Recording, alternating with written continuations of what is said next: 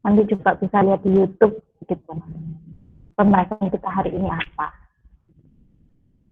Itu siapkan dulu materinya. Hari ini kita melanjutkan tentang kota.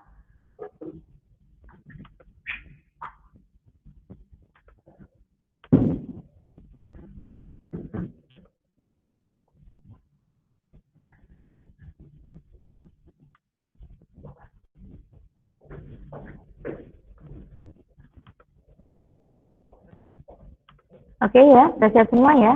PPT-nya itu udah kelihatan belum?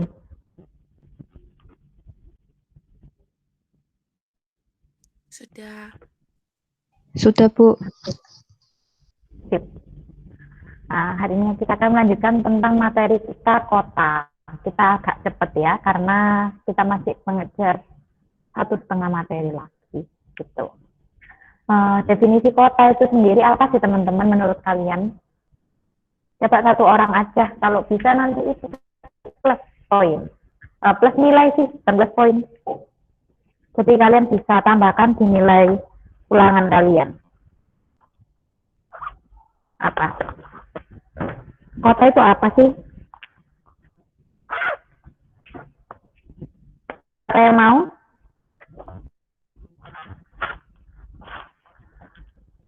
Gak ada yang mau. Pusat Lumayan ya, plus 2. pusat pemukiman, Ibu. Gimana? Pusat pemukiman biasanya kota itu kan banyak kegiatan penduduk dan juga memiliki batasan wilayah administrasi. Oke, ini siapa tadi? Sania, Ibu. Sania. Plus 2 ya. Kalau menurut Sania, definisi kota adalah pusat pemukiman yang punya batas wilayah atau administrasi. Nah, di sini kota adalah suatu wilayah yang merupakan pemukiman, benar ya. Bedanya apa sama desa? Dia lebih padat, teman-teman. Ya, lebih padat, punya penduduk yang padat dan permanen. Nah, dengan penduduknya bagaimana? Sifatnya heterogen atau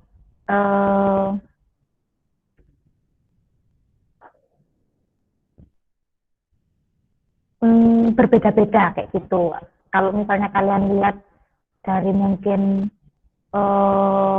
suku, agama, terus rasnya mungkin, terus keadaan ekonomi, terus dan lain-lain ya, itu heterogen banget gitu ya. Di kota itu kan sudah mengenal juga pembagian kerja kayak gitu. Jadi dari mulai pekerjaan yang tingkatannya mungkin tinggi sampai mungkin sedang, rendah, itu semua ada di kota kayak gitu. Nah, karena semuanya ada, nah ini heterogen kayak gitu. Coba kalian pergi ke desa, mayoritas masyarakat yang ada di desa itu sama kayak keadaan sosialnya, kondisi ekonominya juga. Misalnya mereka pekerjaan utamanya sebagai petani ya kan. Nah, jadi hampir sebagian besar di desa tersebut itu sebagai petani biasanya. Itu. Di yang ibu pernah tahu ya kan, waktu itu ibu pernah penelitian di satu desa, teman-teman, di Malang. Di desanya itu di pelosok banget, itu jauh banget dari kota Malang ya. Kalau kalian pergi ke sana itu nanti juga bisa menemukan air terjun yang bagus banget, tapi itu agak jauh, tapi masih di Kabupaten Malang kayak gitu. Masyarakatnya kalau di desa itu teman-teman, memang mereka nggak punya sawah ya. Masyarakat di desa itu nggak punya sawah, tapi sebagian besar penduduknya itu bekerja sebagai pembuat dupa. Nah, dupa ini dikirim ke Bali, dikirim ke Surabaya kayak gitu. Tapi sebagian besar ke Bali kayak gitu. Tapi yang kerja sebagai pengrajin dupa itu nggak cuma satu orang, teman-teman, tapi semua masyarakat di desa tersebut. Nah, itu bedanya desa dan kota. Coba kalian ke kota. Kalau ke kota ya kan, masyarakat satu dengan yang satu aja berbeda. Contohnya kalau kalian lihat di sebelah kanan tetanggamu sebelah kanan, pekerjaannya sama nggak sama orang tuamu? Mungkin sama atau mungkin lebih banyak juga yang berbeda. Sebelah kiri mungkin atau depan atau belakang, ya kan? Itu pasti ada yang berbeda gitu. Kalau di kota itu lebih cenderung masyarakatnya heterogen. Tapi kalau misalnya di desa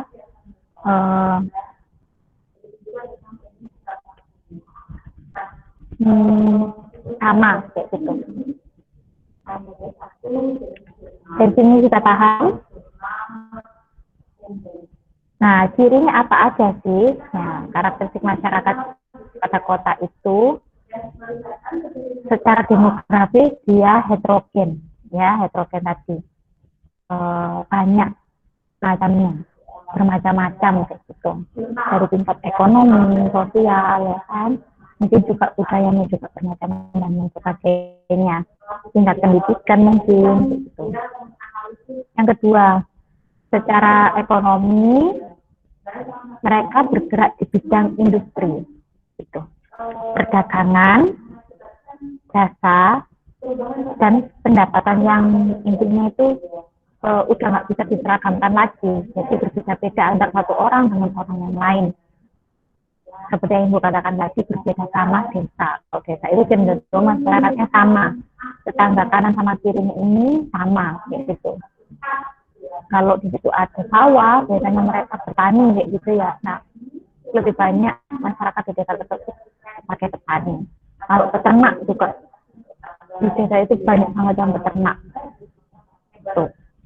Makanya nggak heran kalau pun pergi ke desa, misalnya desa yang ada peternakannya, kalian gampang banget cari kayak misalnya susu segar kayak gitu ya kan.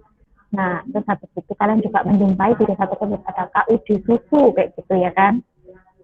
Nah, pasti kalian pernah tahu KUD susu. Kenapa sih ada KUD susu? Ya karena masyarakat di daerah tersebut mayoritas mereka punya ternak sapi kayak gitu. Nah, jadi mereka akan membangun KUD susu untuk taruh susunya di situ untuk disuplai ke situ supaya bisa dijual kayak gitu. Nah, berbeda sama di kota. Misalnya nih di kota cuma ada satu orang yang punya ternak.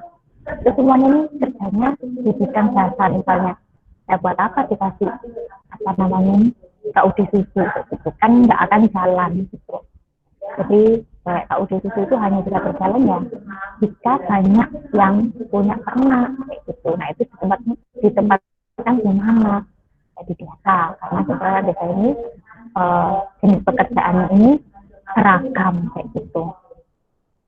Kalau di kota nggak seragam, banyak bidang pekerjaannya ini.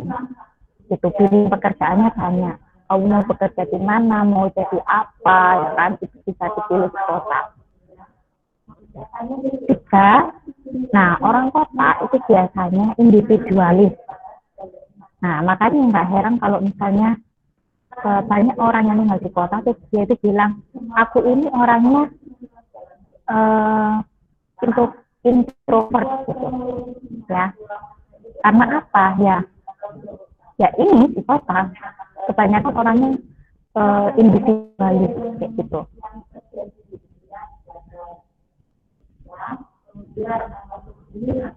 Jadi kayak merasa aku bisa semuanya sendiri kayak gitu, bisa dikerjakan sendiri.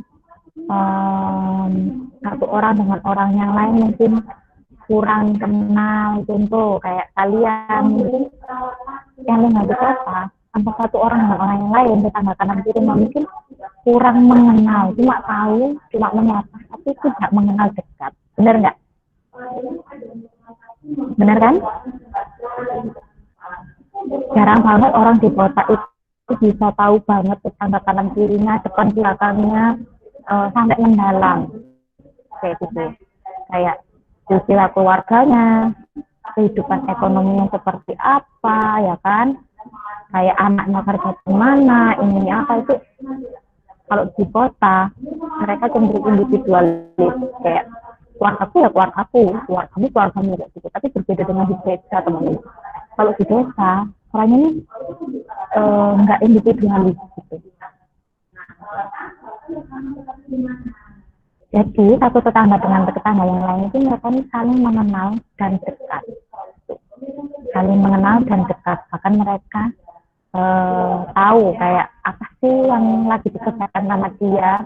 Nah, jadi nggak heran kalau ada banyak orang ya, misalnya kayak tinggal di desa, terus kebanyakan orang desa itu kepo kayak gitu ya. Mereka kepo karena apa? Mereka tahu benar tentang keluargamu kayak gitu.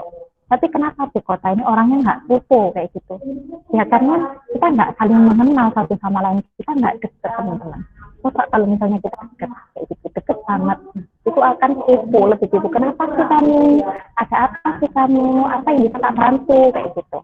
Gitunya kayak gitu. Kamu butuh apa-apa, gampang banget kalau di desa. Kalau misalnya kamu misalnya butuh cabai aja ya, itu gampang banget untuk minta sama tetanggamu. Tapi kalau di kota mau minta tetangga, karena kita individualis ya, sungkan gitu. Mending aku tak beli sendiri aja kayak gitu. Di Giant ada, di pasar modern ada, pasar Citraland ada, nah, kayak gitu. Jadi untuk minta ke tetangga agak lebih sungkan. Kalau di desa enggak, karena sudah dekat secara sosiologis ini sudah dekat. Nah, komunikasinya kalau di kota, nah itu tadi kurang baik. Biasanya tidak secara langsung. Biasanya dengan menggunakan telepon atau WA kayak gitu. Bahkan kalau kalian tinggal di kayak perumahan di kota, biasanya itu ada ini ya, grup ya. Grup misalnya ibu-ibu kompleks. Nah, kayak gitu. Contoh. Atau secara tidak langsung. Beda dengan orang desa. Meskipun sekarang teknologi sudah maju, tapi orang desa itu cenderung untuk tidak terlalu banyak menggunakan HP, misalnya kayak grup-grup seperti itu. Kalau misalnya desanya masih jauh dari kota, itu cenderung jarang sekali mereka memanfaatkan HP, cara menggunakan HP. Mereka kan fokus sama pekerjaannya.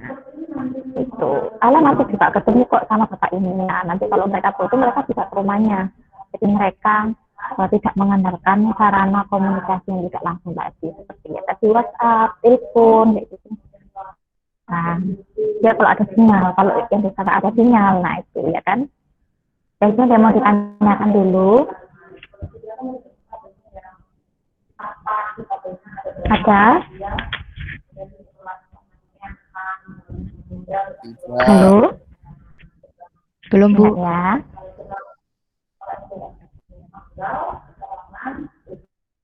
Nah, budayanya gimana? Kalau di kota, budayanya itu multikultural, banyak budaya. Karena kenapa? Karena kebanyakan orang-orang dari berbagai tempat itu datang ke kota untuk mencari pekerjaan, terus menempuh pendidikan yang lebih baik, ya kan? Nah, sehingga budaya di kota itu beragam, teman-teman. Berbeda mungkin dengan di desa, budayanya itu sama, gitu. Jadi kalau kalian punya budaya yang atau melanggar norma-norma budaya dari desa, meskipun cuma satu kali kalian melanggar, udah diomong gitu. Tapi kalau di kota kita, karena itu kita multikultural gitu, budaya orang satu dengan yang lain itu berbeda, jadi kita lebih menghormati gitu, lebih ya toleransi itu harus dibangun gitu di kota. Tuh, karena kita harus sadar bahwa kalau di kota itu budayanya multikultural. Terus kalau di kota juga lebih inovatif. Inovatif karena itu tadi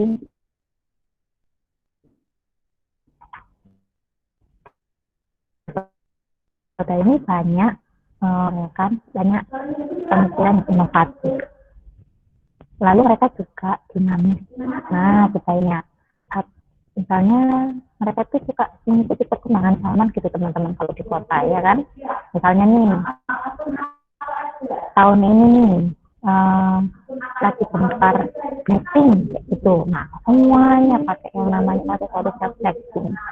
HP-nya Samsung, beli yang Samsung Blackpink kayak gitu.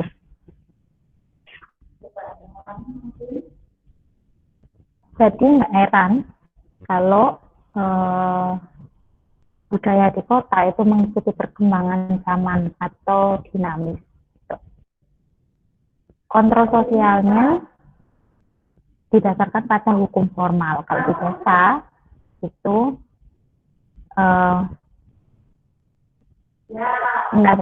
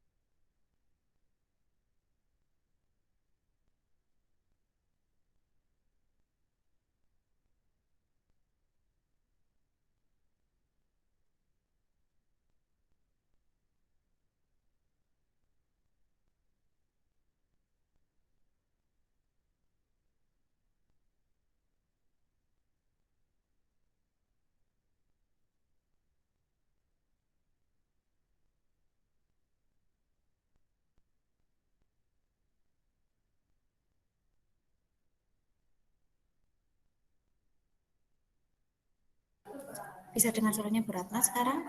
Bisa, Bu. Tapi kecil. Bisa. Oh iya, tapi kecil ya?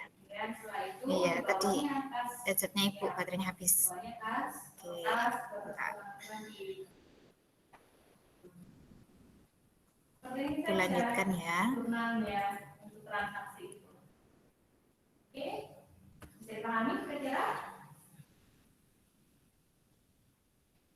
Nah ini, kontrol sosialnya didasarkan pada hukum formal ya.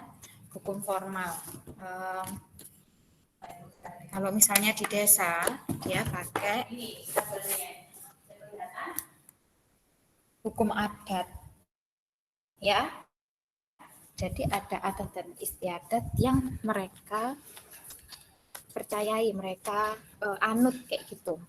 Jadi kalau kamu nggak sesuai sama adat di tempat tersebut, otomatis kamu akan kena sanksi sosial teman-teman. Bisa diomongin orang kayak gitu. Tapi kalau di kota, mereka lebih pada kayak undang-undang kayak gitu. Jadi kalau misalnya kamu melanggar, ya udah langsung laporin polisi kayak gitu. Nah, pola pikirnya kalau di kota mereka lebih cenderung rasional, teman-teman. Orang-orang kota. Karena apa? Ya tadi, karena tingkat pendidikan mereka juga sudah tinggi, teman-teman. Terus juga kalau ngomongin tentang pendidikan, udah banyak banget teman-teman sekolah-sekolah yang dibangun di tempat-tempat itu. Contoh, kamu jalan ke Kendung itu ada beberapa sekolah. Kamu jalan ke arah misalnya HR Muhammad itu juga banyak sekolah, ya kan? Padahal sama-sama di daerah yang deket banget sebenarnya. Jadi kayak kamu cek Surabaya Barat itu udah keluar banyak banget sekolahan. Berarti tandanya pendidikan di kota Surabaya, terutama Surabaya Barat itu juga sudah maju teman-teman itu. Tapi coba kamu misalnya ngecek di tempat-tempat yang mungkin masih perlu pendidikan kayak gitu. Contoh, yang Ibu tahu itu di ini, Malang Selatan. Kalian pernah pergi ke pantainya Malang Selatan? Belum. Nah, pernah ya. Nah,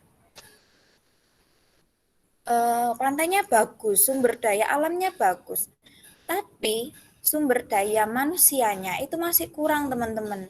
Ternyata di sana itu sekolah itu masih jarang dibangun kayak gitu. Jadi dibangunnya itu di tempat yang jauh. Jadi orang-orang tuh kalau mau menyekolahkan anaknya itu harus jauh.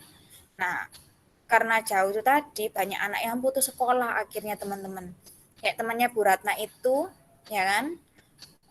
Dia putus sekolah cuma sampai di SMP aja. Jadi dia nggak melanjutkan SMA. Terus pernah ibu tanya toh, kenapa kok nggak sekolah? Alasannya apa? Kayak gitu. Terus dia itu bilang kalau misalnya tempat sekolahnya itu jauh, harus pergi ke eh, daerah Kabupaten Malangnya kayak gitu loh, jauh banget dari yang namanya Malang Selatan itu tadi. Di situ tuh nggak ada sekolah SMA, SMK kayak gitu tuh nggak ada. Jadi harus pergi ke yang jauh sekali kayak gitu. Itu untuk mendapatkan pendidikan doang teman-teman, beda sama kita. Kamu nggak, kalau misalnya kamu pengen sekolah yang deket-deket aja ada pasti ya kan. Kamu pengen jalan kaki ke sekolah juga bisa, tapi mereka nggak bisa, itu terlalu jauh. Kamu tahu jalannya untuk ke Malang Selatan itu kayak gimana, seberapa jauhnya. Ibu aja dari Malang Kota ke Malang Selatan itu sebenarnya kayak aduh wegah gitu loh, kalau bahasa Jawanya orang bilang itu wegah. Karena apa? Perjalanan dari Malang aja ke Malang Selatan itu 3 jam, 2 jam 3 jaman gitu loh. Nah, bayangin misalnya anak di Malang Selatan itu tadi mau sekolah harus menempuh setidaknya 1 jam setiap hari kayak gitu loh. Itu kalau ada yang nganter pakai motor. Kalau nggak ada, di situ juga nggak ada angkot. Gojek juga nggak ada. Susah teman-teman kayak gitu. Nah, karena keterbatasan-keterbatasan ini di desa, sehingga orang-orang desa itu ya udahlah sampai SMP aja nggak apa-apa gitu. Sampai SD aja mungkin nggak apa-apa. Nah, ini itu bedanya. Nah, sehingga pola pikir masyarakat di kota itu jauh lebih rasional karena mereka sudah mendapatkan pendidikan yang tinggi. Tuh.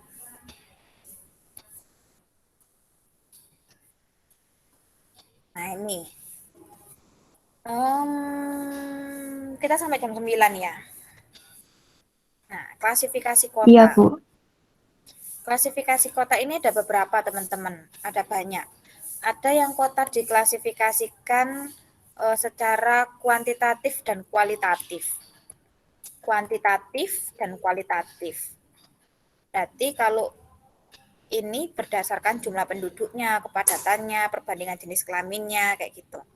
Tapi kalau kualitatif, kualitasnya berarti fungsinya kota itu sendiri digunakan untuk apa, kondisi sosial penduduknya itu seperti apa, kayak gitu. Tahapan perkembangan kotanya sampai mana, itu. Tapi kalau kuantitatif, jangan lupa itu yang berhubungan dengan jumlah, ya baik jumlah penduduk, kepadatannya, dan lain-lain, kayak gitu. Pokoknya berhubungan dengan jumlah dan bisa dihitung. Tapi kalau numerik atau kualitatif ini nggak bisa dihitung, ya kan? Cuma kualitasnya sampai di mana, kayak gitu. Kondisi sosialnya orang-orang seperti apa, kayak gitu. Itu kan nggak bisa diukur secara kuantitatif, ya kan? Berarti menggunakan kualitas, kayak gitu. Baik, sangat baik, kurang baik, kayak gitu, tidak baik. Nah, itu kualitatif.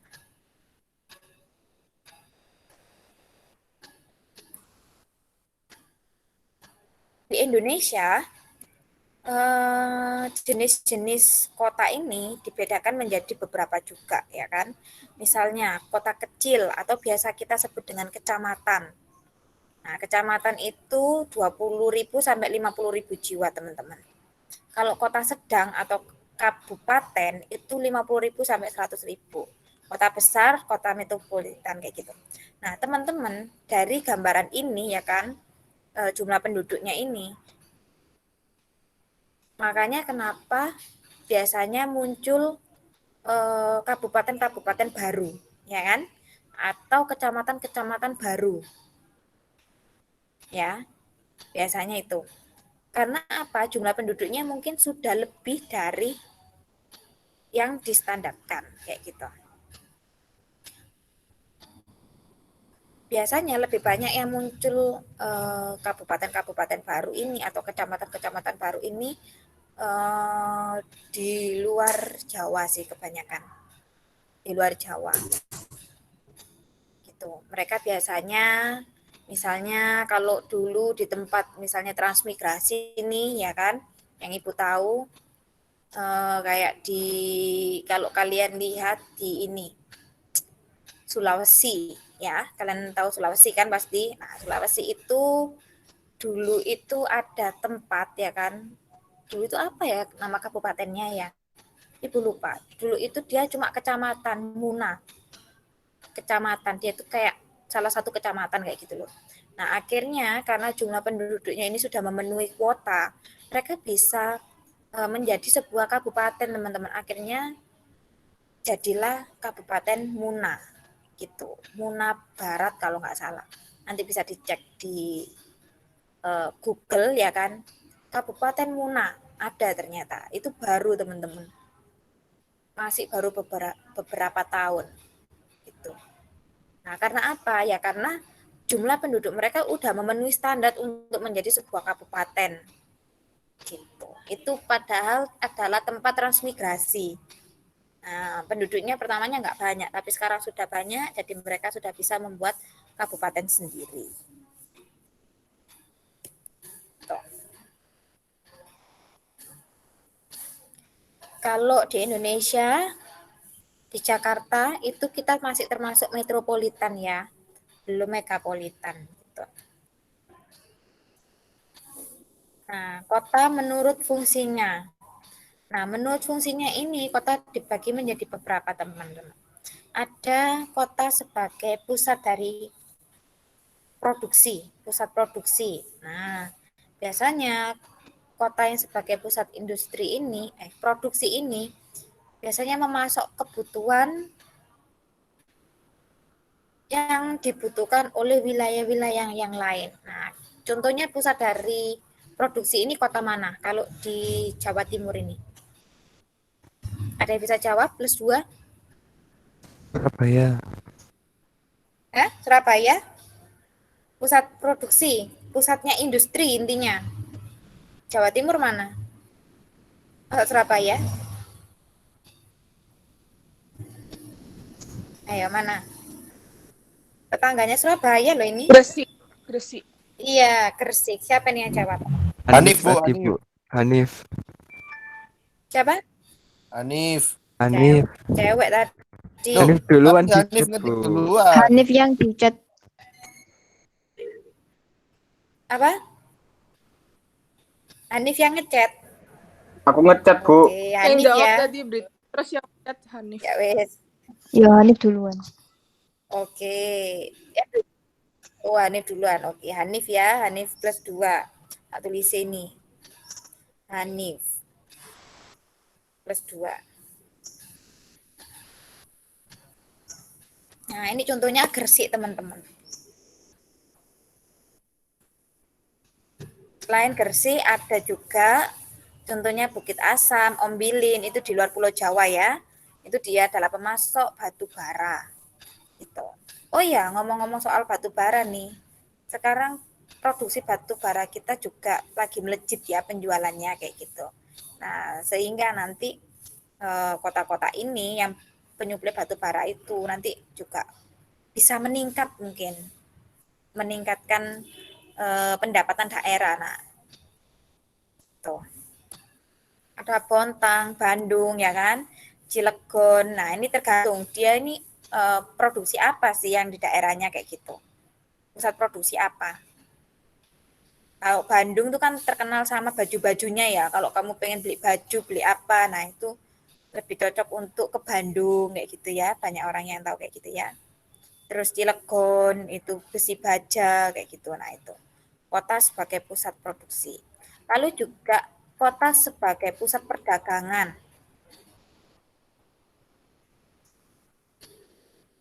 Pusat sebagai perdagangan, kota sebagai pusat perdagangan. Contohnya adalah di luar negeri ya, ada di Bremen, Jerman, sama di Tokyo gitu. Kalau Indonesia di mana, Bu? Coba kalau di Indonesia di mana kira-kira? Jakarta, Jakarta. Jakarta, Surabaya, Makassar. Benar, di kota-kota intinya ya. Nowo. Tuh, benar. Biasanya lebih ke jalur eh, yang bisa digunakan sebagai jalur ekspor impor kayak gitu. Surabaya, Jakarta, Makassar. Lalu, sebagai pusat pemerintahan di mana? Jakarta. Iya, Jakarta contohnya. Pusat kebudayaan, kota sebagai pusat kebudayaan di mana kalau di Jawa? Jogja, Solo. Iya benar, Jogja, Solo. Terkenal banget tuh Jogja. Terus mana lagi? Kalau nggak Jawa, Indonesia deh. Seluruh Indonesia di mana? Bali benar. Kota-kota tersebut bisa mengembangkan kotanya sebagai kota budaya, berbasis budaya. Dijual tuh budayanya, jret. Nah, supaya turis asing ini mau masuk ke Indonesia, mau lihat-lihat Indonesia berdasarkan apa? Budayanya, budaya yang dibangun ini. Nah, Surabaya bisa nggak Bu membangun seperti itu? Bisa kalau budaya kita ini kuat gitu. Cuman kan mungkin karena kita adalah udah kota ini ya, udah kota besar dan budaya kita juga sudah mulai luntur ya sebenarnya. Nah itu yang susah untuk mengembalikan kayak gitu. Kalau di Jogja itu kan udah mayoritas lah ya, semua udah bisa bahasa Jawa orang sana, terus tahu kayak mereka benar-benar mengembangkan banget budaya aslinya, makanan khasnya mereka kayak gitu. Kalau di sini kan, kalau di sana kan apa ya? Ya ada mungkin masyarakat makanan-makanan kayak makanan Jepang ya kan, makanan Korea ada toh. Cuma kalau misalnya kita main ke Jogja, kita kan nggak cari makanan itu toh. Kita carinya, aku mau beli gudeg, bener nggak? Pasti kamu bilang, aku mau beli gudeg. Nggak mungkin kamu bilang, aku mau beli Yoshinoya kayak gitu. Nah itu bedanya. Karena memang mereka ini udah mengembangkan budayanya. Di negara lain juga ada teman-teman kayak gitu. Nah, Surakarta, Jakarta, dan lain-lain. Nah, kota sebagai pusat kesehatan. Nah, ini biasanya yang menonjolkan pusat kesehatannya itu di mana? Kalau di luar negeri itu ada Singapura ya. Singapura. Kalau di Indonesia di mana ya? Kayaknya pusat kesehatannya ini sama semua ya. Iya enggak? Jakarta, Surabaya itu ya lebih maju lah kayak gitu untuk pusat kesehatannya. Bahkan Surabaya itu kayak rumah sakit rujukan kalau misalnya dari daerah-daerah itu udah nggak bisa kayak gitu, udah nggak bisa nangani, baru ke Surabaya, ke pusatnya di Surabaya kayak gitu.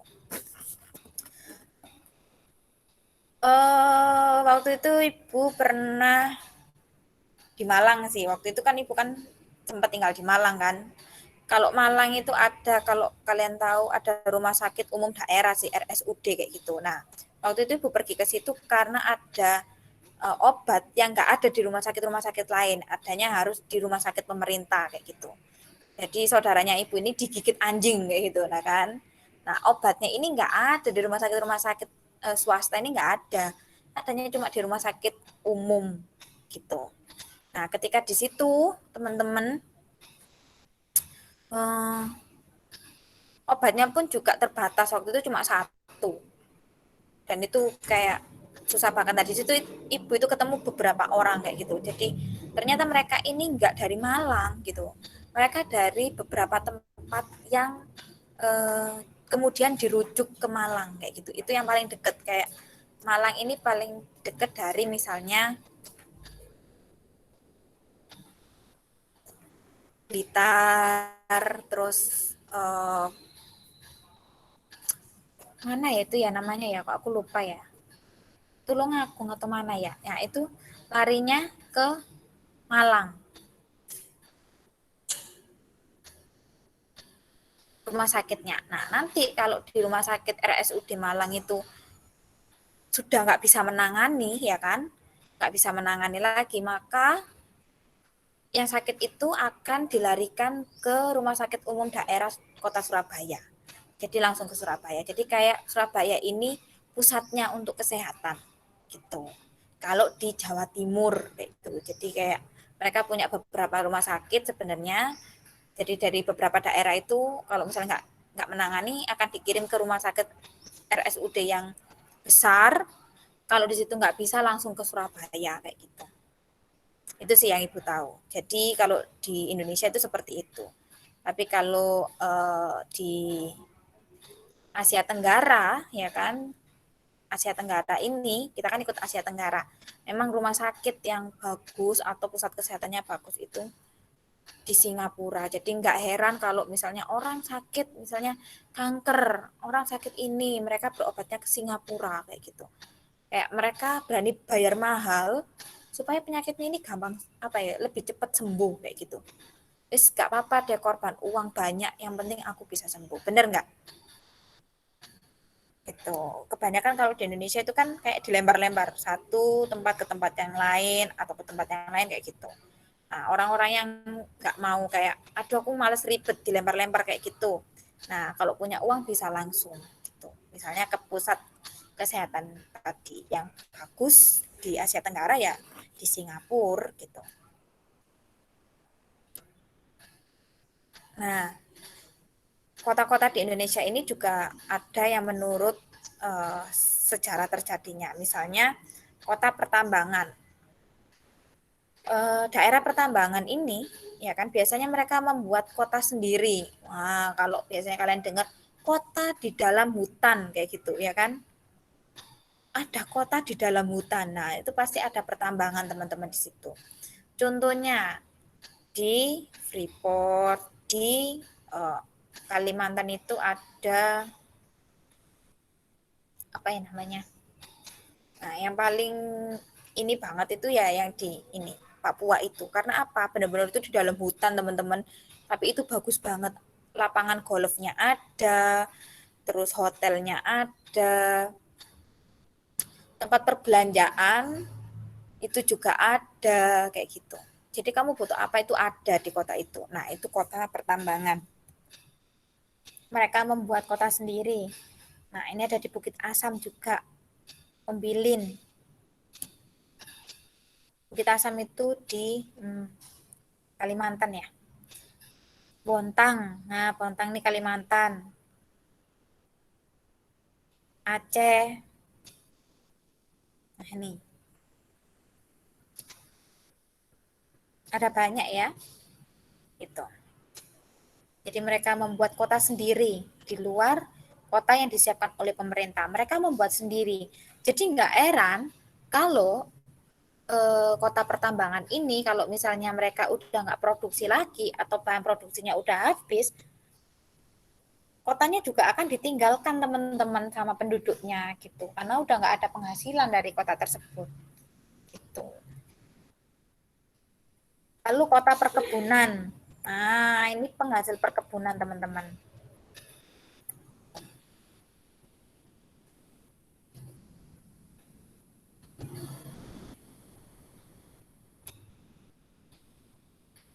Lalu kota perdagangan, nah ini pastinya kalau ngomongin soal perdagangan ya harus lokasi yang strategis untuk berdagang. Nah, nanti di materi ini kita juga diajari untuk menghitung lokasi yang tepat untuk mendirikan suatu usaha, teman-teman. Nah, contohnya misalnya di Surabaya, ya kan, Palembang. Nah, ini. Ini hanya contoh ya. Lalu kebudayaan tadi sudah. Kalian sudah sangat baik tahu ada Yogyakarta, Surakarta, bla bla bla.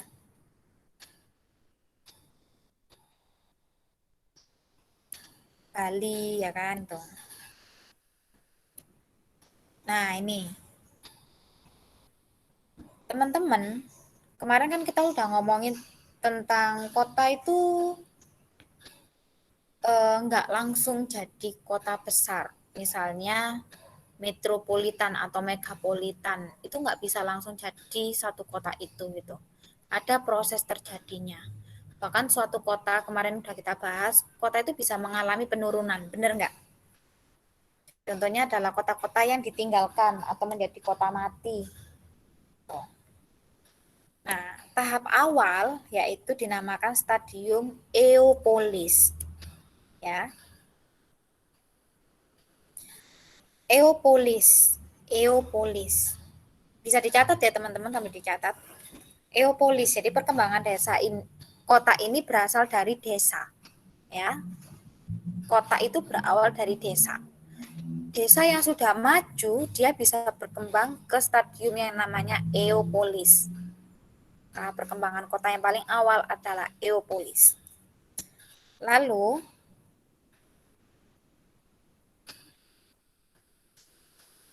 kota ini biasanya cenderung penghasilan utama penduduknya adalah dari sektor hasil alam, gitu, memanfaatkan langsung dari alam. Makanya kenapa dia perkembangan awal kota dari desa yang sudah maju. Lalu yang kedua adalah stadium polis, ya. Jadi habis polis, terus polis. Nah, polis ini dia muncul kota-kota kecil yang baru. Mulai misalnya tumbuh industri, terus dapat pasar, ya kan.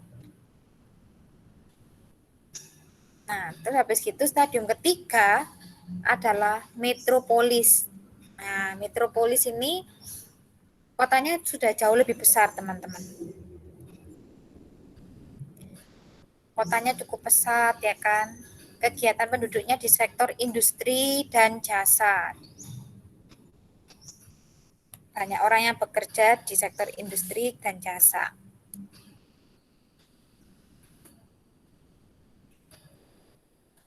Nah, contohnya kalau metropolis ini DKI Jakarta. Nah, dari 3 ini dulu teman-teman, masih ada lagi sih. Dari 3 ini dulu. Kira-kira kalau Surabaya masuk yang mana ya?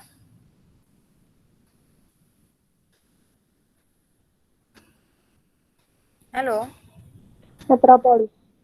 Iya, metropolis teman-teman. Nggak cuma Jakarta yang metropolis, Surabaya ini juga sudah tergolong kota metropolis sebenarnya. Kayak gitu. Kehidupan kotanya sudah berjalan dengan baik, ya kan? Bahkan dia juga bisa menjadi pusat kota buat kota-kota di sekitarnya. Sidoarjo, Gresik, kayak gitu. Kalau Gresik, dia masuk ke mana?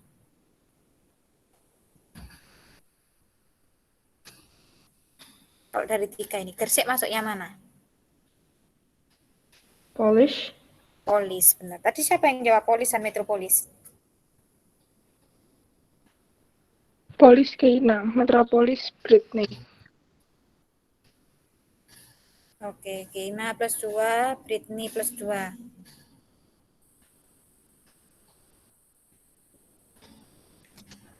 Itu ya. Nah, stadium habisnya metropolis ini yang jauh lebih tinggi teman-teman. Namanya megapolis. Nah, kalau di megapolis ini masyarakatnya itu cenderung materialistis. Nah, semuanya itu dihitung pakai uang. Apa-apa itu pakai uang kayak gitu. Kalau cari produk nggak cuma dilihat dari fungsinya, tapi udah mereknya. Wah, nggak mau kalau bajunya nggak bermerek, ya kan? Harus yang mereknya terkenal, kayak gitu. Nggak mau mungkin udah beli di Matahari. Di luar Matahari aja itu udah banyak itu toko-tokonya, ya kan? Kayak gitu. Udah mementingkan yang namanya merek. Nah, kayak gitu. Megapolis ini kalau bisa kita lihat merupakan puncak kejayaan suatu kota, itu udah paling tinggi mentok itu megapolis teman-teman. Udah yang paling tinggi itu megapolis. Nah, setelah megapolis ini udah tahap yang paling tinggi nih, ya kan, mereka bisa turun teman-teman, kota itu bisa turun. Jadi tiranopolis. Nah, di sini terjadi penurunan tingkat ekonomi, Bu, terus mau ya, tanya. Kenapa kok bisa boleh. turun, Bu? Kenapa bisa turun? Karena mungkin di situ ada satu, ya kan, perang. Peperangan itu bisa menyebabkan penurunan teman-teman suatu kota, ya. Kota yang udah maju, terus ada perang, ya kan, itu bisa menurun. Demo, ya kan, demo yang gede, misalnya kayak demo 98 kayak gitu ya kan. Nah, kalau demo 98 itu berkepanjangan sampai sekarang, coba bayangkan bagaimana kondisi Indonesia. Jadi tambah maju atau tambah menurun. Ya kan? Kita demo sebentar aja loh ya kan. Udah saham kita itu udah turun gitu loh. Orang yang nanam saham ke kita ini udah pada nggak mau, Indonesia ini nggak aman nih kayak gitu di pusat saham itu kayak gitu. Itu yang membuat suatu kota atau suatu negara itu bisa mengalami penurunan kayak gitu.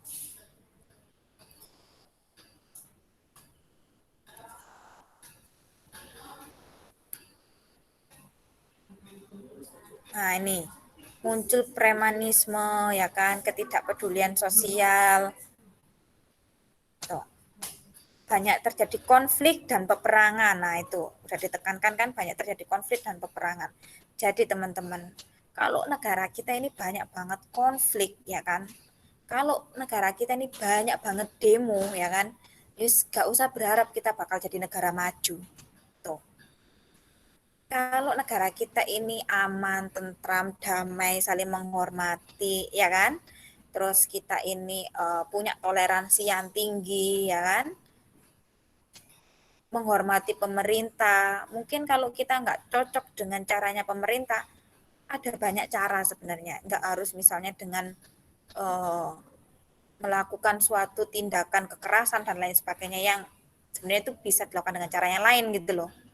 Nah, apalagi dengan sekarang menggunakan media internet dan lain-lain ya kan, kalian bisa mengutarakan pendapat kalian kayak gitu dengan menggunakan misalnya surat online ya kan, atau apa, ada banyak sebenarnya cara untuk kalian memberikan itu tadi. Atau misalnya kalian lihat ada orang yang misalnya atau apa ini namanya, kalian menemukan korupsi atau apa ya kan yang ada di sekitar kalian, kalian menemukan suatu ketidakadilan kayak gitu, kalian tuh bisa lapor teman-teman kayak gitu. Ada wadahnya tuh. Ya, itu supaya apa? Supaya kota di tempat kita atau negara di tempat kita juga ini kita nggak akan mengalami yang namanya stadium tiranopolis, ya, nggak akan menurun. Nah, kita kan pengennya tambah naik, ya kan? Kalau bisa itu kita ada di stadium megapolis. Kalau udah kita ngomongin megapolis, otomatis ya standar hidup masyarakat di kota tersebut adalah tinggi, iya nggak? Pendapatannya juga tinggi, gaya hidupnya tinggi pasti. Pendapatan tinggi, gaya hidup juga pasti akan tinggi.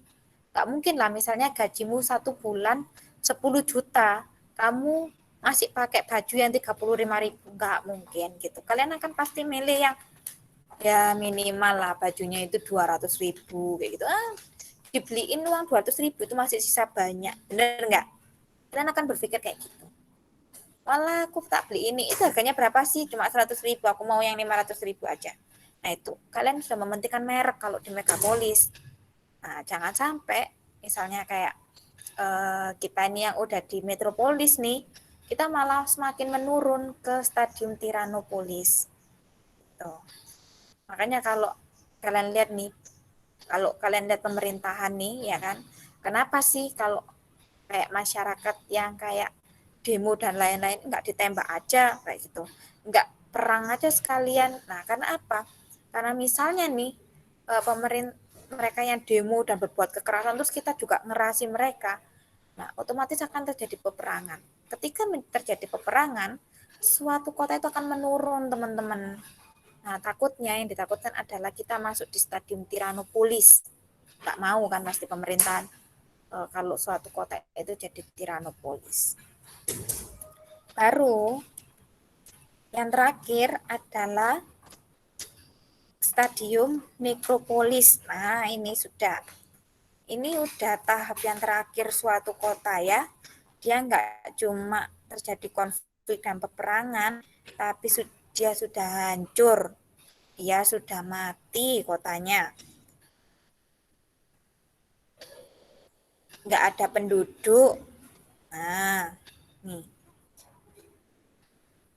Karena tadi mungkin ditinggalkan penduduknya karena mungkin perang berkepanjangan. Akhirnya udahlah nggak aman tempatku di sini. Mending aku pindah menyelamatkan keluargaku. Iya nggak? Contoh peristiwa misalnya kayak Ambon waktu itu banyak banget teman-teman orang-orang yang misalnya mereka punya uang, mereka mending pindah. Peristiwa 98 teman-teman di Indonesia waktu itu, iya kan? Coba tanya orang tuamu. Orang-orang yang punya uang waktu tahun segitu, kalau mereka punya uang, mereka udah pindah teman-teman ke luar negeri. Waktu itu Ibu pernah mendengarkan ini ya, YouTube-nya siapa ini? Yang terkenal itu cewek itu, dia sempat tinggal di Singapura ya kalau nggak salah. Peristiwa 98 itu. Ya itu. Karena itu, kalau dia punya uang, dia langsung pindah teman-teman. Karena dia merasa nggak aman aku di Indonesia kayak gitu. Nggak aman aku di kota A, di Surabaya, nggak aman aku di Jakarta kayak gitu. Mereka bisa pindah kayak gitu. Nah, kalau orang-orang ini pada pindah, otomatis kan penduduk di tempat tersebut akan berkurang. Nah, kalau ditinggalkan terus-menerus, nah kota ini akan mati kayak gitu. Bisa juga karena misalnya ada bencana alam yang hebat kayak gitu. Bencana alam yang hebat. Ada yang pernah ke ini enggak? Apa namanya ini? Jogja itu loh yang ada museum hartaku. Museum sisa hartaku. Tahu nggak? Pernah. Nah, gimana? Di sekitar situ ada banyak pemukiman atau orang-orangnya udah pada pindah? Pada pindah. Pada pindah, ya kan? Di situ Ibu sih belum pernah ke sana ya. Cuma kalau Ibu lihat dari tayangan video YouTube dan lain-lain, ya kan? Terus di situ memang digunakan sebagai museum, ya kan? Terus sekitar situ tuh benar-benar kayak ini loh. Di tempat ini tuh pernah terjadi peristiwa besar loh, kayak gitu, bencana. Bencana ini akibatnya kayak gini, kayak gitu. Nah, itu. Daerah tersebut meskipun bukan kota, dia ditinggalkan teman-teman. Ditinggalkan karena pernah terjadi bencana yang hebat kayak gitu. Bencana alam yang hebat. Bisa juga karena pencemaran yang berat. Kayak yang Ibu cerita waktu itu, ya kan? Di Ukraina, ya kan, ini di Ukraina.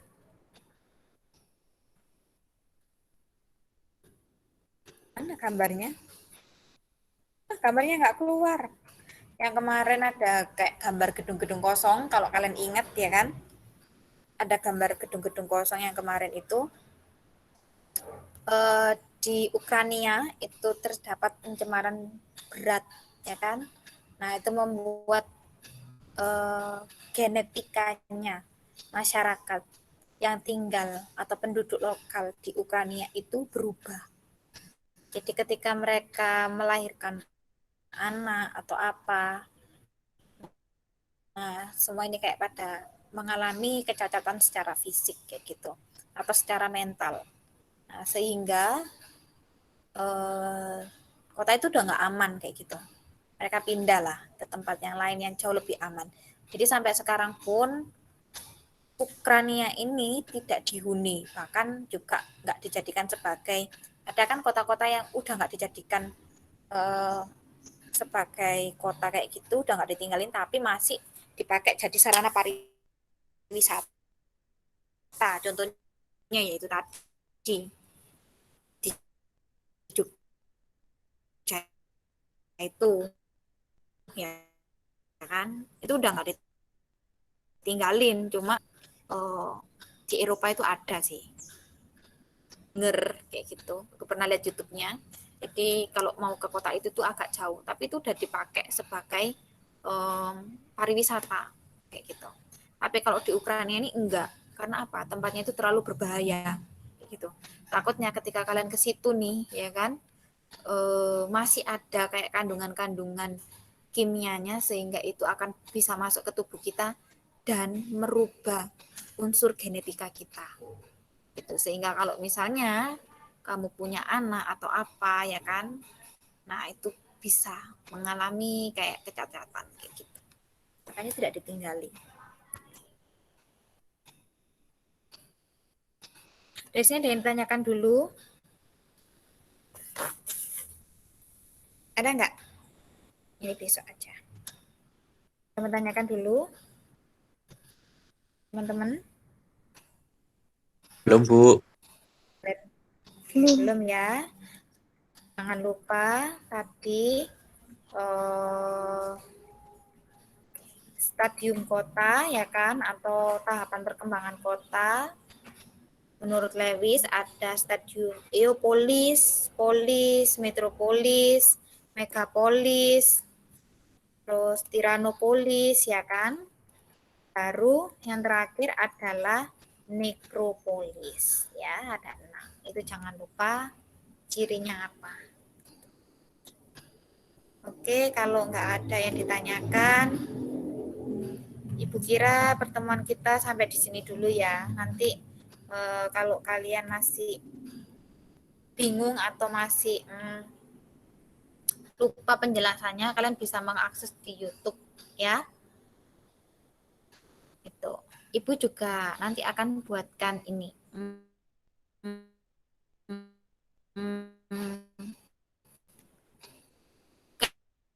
Kalian punya Google Site kan?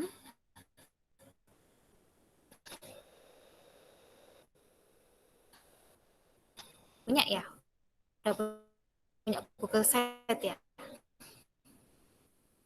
Nah, Ibu Belum, juga Bu. akan buat Google Site nanti. Ibu taruh di Google Site. Gitu. Kalau untuk mencari ya, misalnya, oh itu materinya Bu Ratna minggu lalu nih, tanggal sekian nih. Nah, kalian bisa akses di situ. Bu Ratna jelasin tentang apa.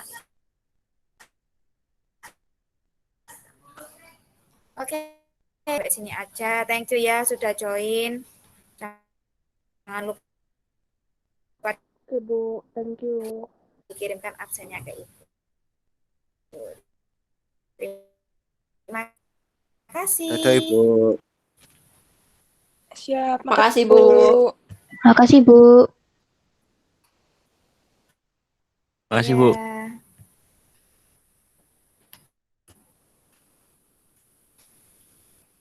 Siap. Dadah, Ibu. Iya, Bu. ya dadah Jevon. Jevon kamu nggak pulang sini ta? Kamu sih di sana ta, di NTT ta Jevon? Iya, Bu. Malah kapan pulang sini, Surabaya? Menunggu sekolah, Bu.